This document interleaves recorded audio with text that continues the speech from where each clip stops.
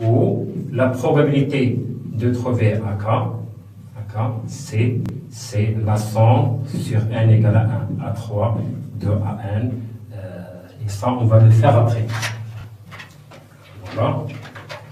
Donc, la probabilité de trouver par exemple h bar égale module. Donc, EK, c'est le vecteur propre de l'opérateur LZ qui correspond à la valeur propre AK. Dans notre cas, on cherche pour la valeur propre h bar. Donc, U1, c'est le vecteur propre de LZ associé à la valeur propre h bar.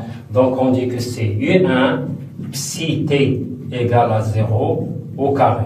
Or, on vient de dire dans l'énoncé que psi t égale à 0 égale à U1.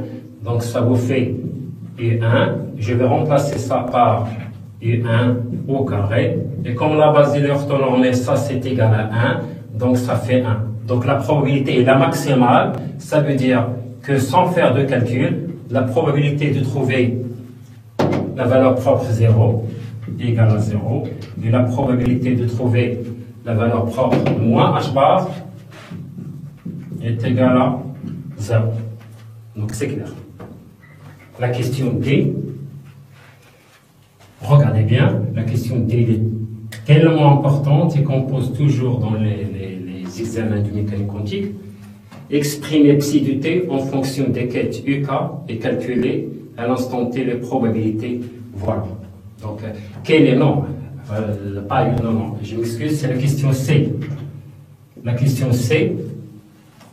Quel est le quête psi de t décrivant l'état du système à un instant t ultérieur? Donc, alors, d'après le cours, donc on a vu que, c'est-à-dire dans le cours, donc il faut lire jusqu'au fin, la fin des postulats de mécanique quantique, qu'on appelle psi de t.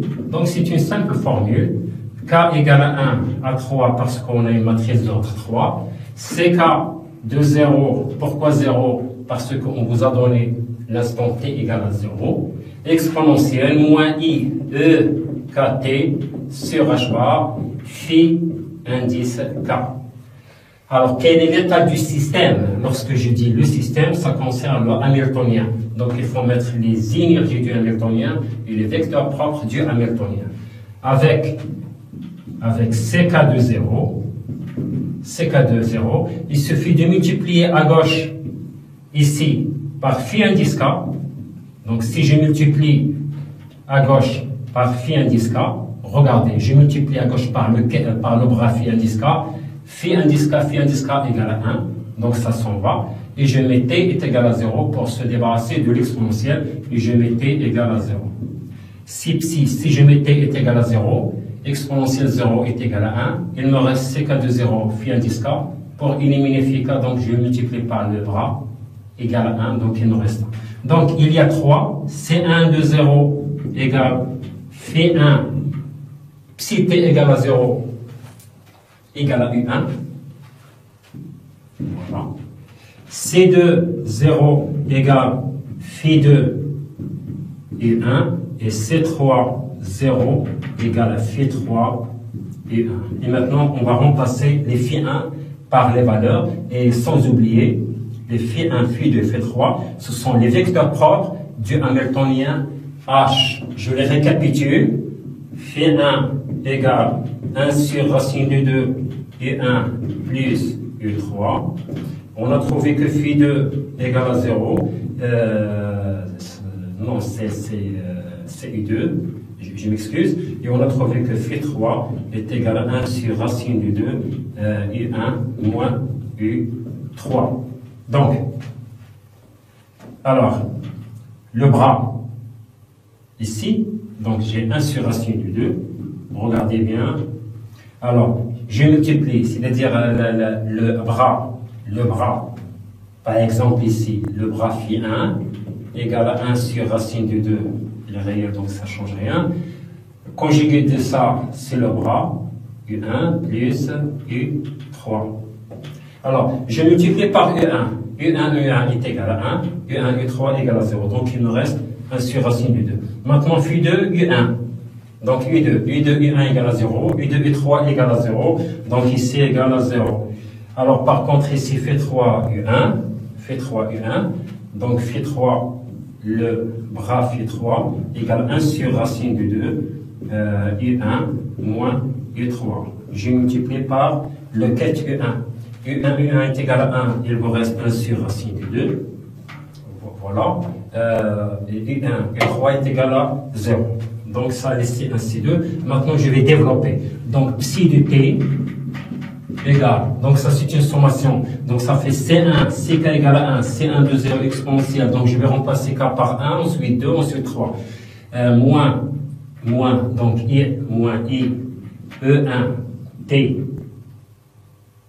sur H bar phi 1 plus C2 de 0 exponentielle moins I E de T sur H bar phi 2 plus C3 de 0 exponentielle moins U de 3T sur H bar phi indice 3.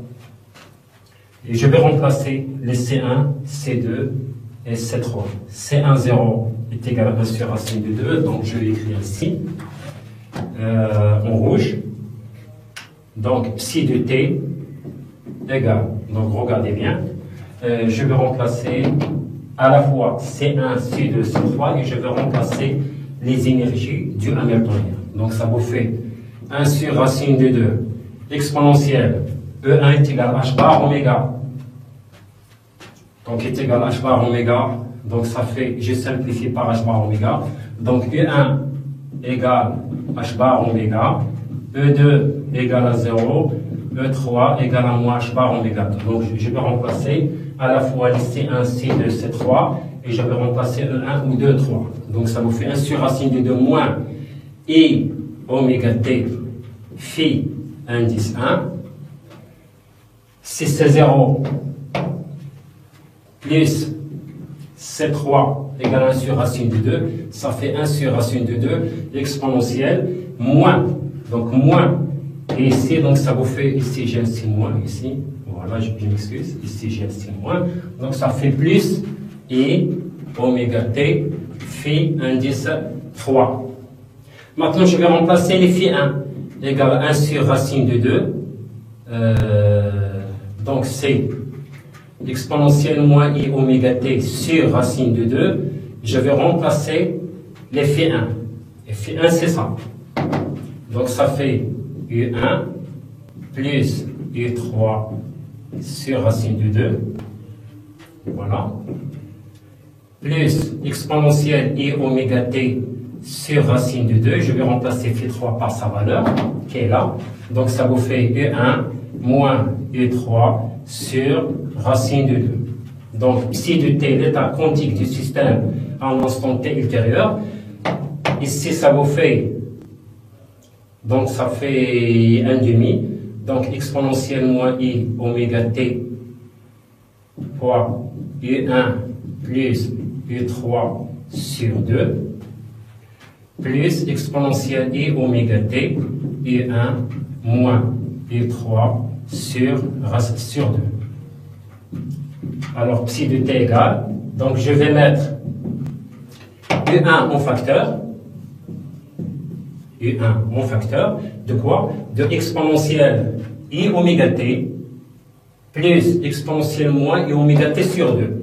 Donc ça fait exponentielle i oméga t plus exponentielle moins i oméga t sur 2.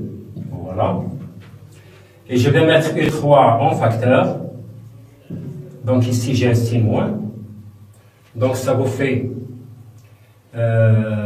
moins. Je vais mettre moins exponentielle i oméga t moins exponentielle moins i oméga t sur 2. Ça c'est un cosinus. Donc psi de t égale cosinus oméga t U1. Et ici, donc ça a l'air d'un sinus à condition si je multiplie et je divise par i. Donc ça vous fait moins i sinus oméga t U3. Donc ça c'est l'état quantique d'un système à un instant t ultérieur, mais il faut que je vérifie mon résultat. Comment je vais vérifier mon résultat? C'est que dans l'énoncé de l'exercice, on vous a dit que AT égale à 0, psi t égale à 0 doit être égal à U1. Donc, que se passe-t-il si t égale à 0? Si t égale à 0, ça veut dire que psi, je remplace t par 0, égale t égale à 0, le cosinus égale à 1, donc il me reste U1, et si sinus de 0 égale à 0, donc je vérifie mon résultat, il est correct. Donc, je peux faire mon travail sans le moindre problème. Et c'est ce que vous devriez faire le jour de l'examen. Bon, donc c'est bon. Alors, donc nous avons psi t égale à 0 égale à 1, et nous avons psi de t égale cosinus oméga t U1 moins I sinus oméga t U2 U3. Donc je dis, si vous trouvez ce genre de problème c'est-à-dire dans des examens des années précédentes ou bien vous préparez votre examen, lorsqu'on vous demande de calculer l'état quantique d'un système à l'instant t ultérieur, c'est très bien de vérifier à la fin si t égale à 0, est-ce que vous allez trouver le même résultat. Si vous le trouvez, donc c'est impeccable, ça veut dire que vous avez bien compris le cours de la mécanique quantique. Voilà. Donc exprimer psi de t en fonction des UK, donc c'est fait. Voilà. Et calculer à l'instant t les probabilités des différents résultats d'une mesure de LZ. Donc on va refaire le même calcul. Alors, la probabilité de trouver, par exemple, pour LZ, donc nous avons vu que LZ U1 égale à H bar oméga H bar U1. Nous avons trouvé que LZ U2 égale à 0. Et nous avons trouvé que LZ U3 égale à moins H bar U3. C'est dans la matrice. Donc H bar 0, donc c'est 0 et 2. Donc H bar 0 et moins H bar, ce sont les valeurs propres. Donc la probabilité de trouver H bar égale module 2. Donc c'est le vecteur propre qui lui correspond, ça fait U1 psi de t au carré. Donc si vous regardez dans la première question qu'on a fait sur le LZ, on a dit que AT égale à 0. On a dit que la probabilité de trouver H bar, c'est module de 1 psi de t égale à 0. Ça s'appelle la probabilité de trouver H bar à l'instant t égale à 0. Maintenant, on doit trouver la probabilité de trouver H bar à l'instant t. Donc c'est la même formule, il suffit de mettre t est égal. Donc psi de t égale à 100. Donc si vous multipliez U1 par psi de t, U1 fois U1 égale à 1, il vous reste cosinus oméga t, ça fait 0, donc ça fait cosinus au carré de oméga t.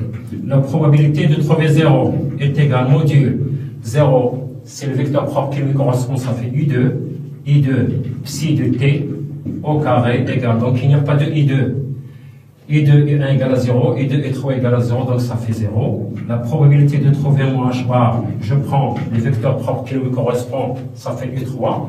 Donc ça fait U3, psi de t au carré est égal. Donc U3, U1 égale à 0, U3, I3 égale à 1, module de moins I, c'est 1, donc il vous reste sinus carré de oméga t. Comment je vérifie mon résultat? Il faut que la somme des probabilités doit être égale à 1, chose qui était faite pour sinus carré, puis sinus carré est égal à 1, donc c'est parfait.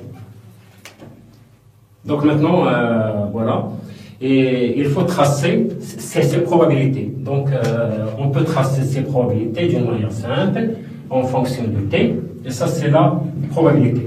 Donc la probabilité de trouver H bar, c'est cosinus carré, donc c'est un carré, le cosinus 0 c'est 1, donc ça commence ici, voilà. Et ça continue, donc ici c'est 1, 0, donc ça c'est la probabilité de trouver H bar, c'est cosinus carré de oméga t. La probabilité de trouver 0 égale à 0, donc là c'est son problème, donc c'est 0, voilà. Et la dernière, la probabilité de trouver mon H bar, c'est sinus carré de oméga t. Si t égale à 0, c'est ça. Voilà, donc ça c'est la probabilité de trouver moins H bar égale à sinus carré de oméga t. Donc vous voyez qu'à chaque instant, la somme des deux est égale à 1. Donc ça c'est la série numéro 4 de mécanique quantique. Donc je vous conseille vivement de faire tout le cours et de refaire ça maintes fois parce que tous les examens tous les problèmes que vous allez rencontrer via Internet ou bien dans les examens des années précédentes ou bien dans les examens de mécanique quantique déposés dans notre faculté de par le monde, c'est le même traitement et je vous souhaite bon courage. Merci.